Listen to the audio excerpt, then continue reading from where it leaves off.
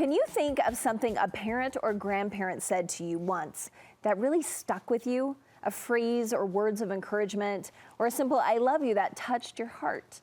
Well, words hold power, especially between a parent and a child. So my next guest wants you to use your words intentionally. She's sharing 5 phrases she says to her kids to help instill confidence and courage. Therapist and best-selling author Eli Harwood joins me through the screen. Welcome back to Studio 5. Thank you so much. It's so good to be here with you. All right, let's talk about your career as a therapist. How has that changed the way you parent? And does it influence kind of what you say and what you don't say to your kids? Yeah, there's so many occupational hazards to being a therapist and then being a parent. You're back in your office and you're listening to people talk about what it was like for them growing up and what affected them and what mattered. And I think, 20 years in, I've got kind of a thumb on the sense of what really matters in our relationship to our kids and what's kind of like, not as big of a deal as we think it is. Yeah, what a great insight you have. Okay, so let's talk about maybe one phrase you try to say to your kids often and what kind of impact you feel like that has on them. I always tell my kids, no matter what hard thing you're going through in life, I'm going to be here to help you get through it. And that's really just about letting our kids know our role as caregivers is to be a support. Life is hard and complicated and messy, but it's a lot less hard and complicated and messy if we sense there are people we can fall back on when it's gotten murky. Yeah, that no matter is like the key phrase there, no matter what's happening. Okay, so you also want to remind them that you are a safe space. So how do you do that? Well, one of my favorite quotes of all times is from the late, great Mr. Rogers. And he says, what is mentionable is manageable.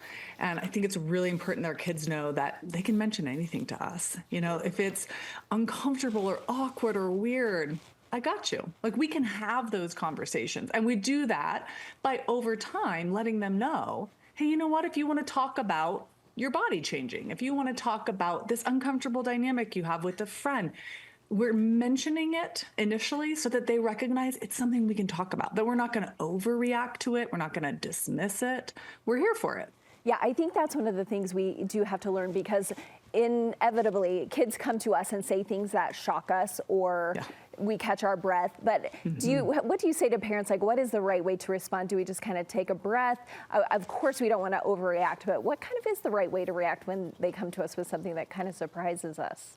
Well, here's a hack. If you are someone that generally can feel a little verklempt and overwhelmed in sort of those big conversation moments, the first thing you say to them is simply this: we're going to figure this out. Because what you aren't saying is, I know how to figure this out, or this is exactly what you need to hear, or what I want to say. You're going, I'm not sure exactly what happens next, except I am sure the two of us are going to be okay. And whatever this thing is not going to get in between us or end your life or happiness or my happiness. We're going to figure it out together. So you can just say, we're going to figure this out. And then if you need more time, you can say, I want to spend a little time being really thoughtful about what I want to share with you, or what advice I want to give to you, or how to react to this. I think I need to gather my thoughts. Kids get that. They need time to gather their thoughts too. And if we're doing that with sort of that calm parental energy that's like, I've got this and I've got you, it's okay that we don't immediately know exactly what to say. Okay, I'm keeping that take that pressure off. Yeah, I'm keeping that in my back pocket. We're going to figure this out. All right. Also, let's talk about, you say to your kids a lot, it's not your job to make me happy, which feels like a no-brainer for a lot of us. But why is it so powerful to verbally say that to our kids? Well, life is stressful, and our kids pick up on the things that we're feeling with and we're dealing with. And this is especially true for our highly sensitive kids, our kids who just notice what everyone's feeling. And so we really want them to know your job is to figure out who you are, what you want, what you're about, and then it's not to tend to me. And that's just keeping that parent-child relationship upright. We don't want to invert that, where our kids are feeling like it's their job to regulate us. It's like, no, it's my job to support and regulate you, and it's your job to go out there and figure out whatever you need to figure out. That may or may not be what I want for you, because that's kind of the big surprise of parenting, is it turns out we don't have control over who they are or what they want. I know, darn it. No, yeah, that's truly. hard one to learn. And you have another really powerful phrase that you say to your kids about believing them. I say, if you tell me that somebody is hurting you, I will always believe you. And I will always figure out how to make sure that that stops happening.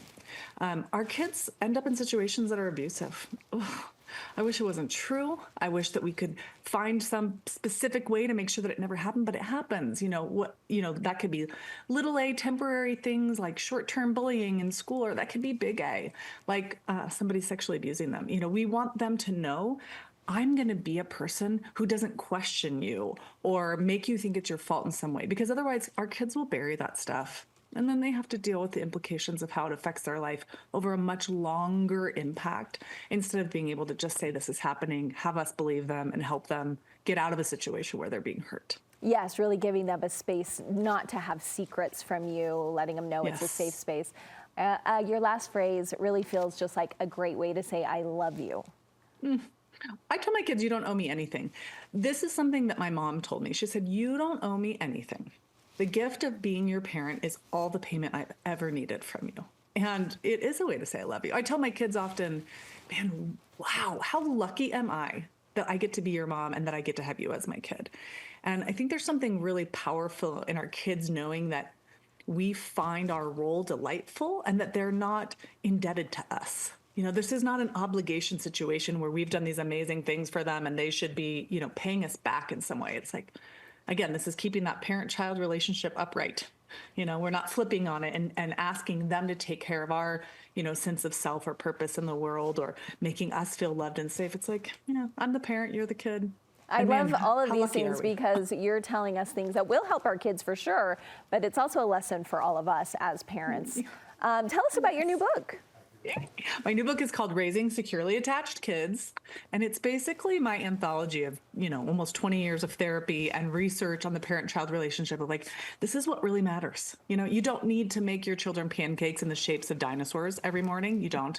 But you do need to be the type of parent who can handle their tenderness and who can express delight and can show up for them when life gets messy and confusing like it does. And so this is kind of my guide. This is the how to create that positive relationship with your kids, because we know that of all the things we do as parents, the most impactful in research terms, it's cultivating a secure dynamic with them.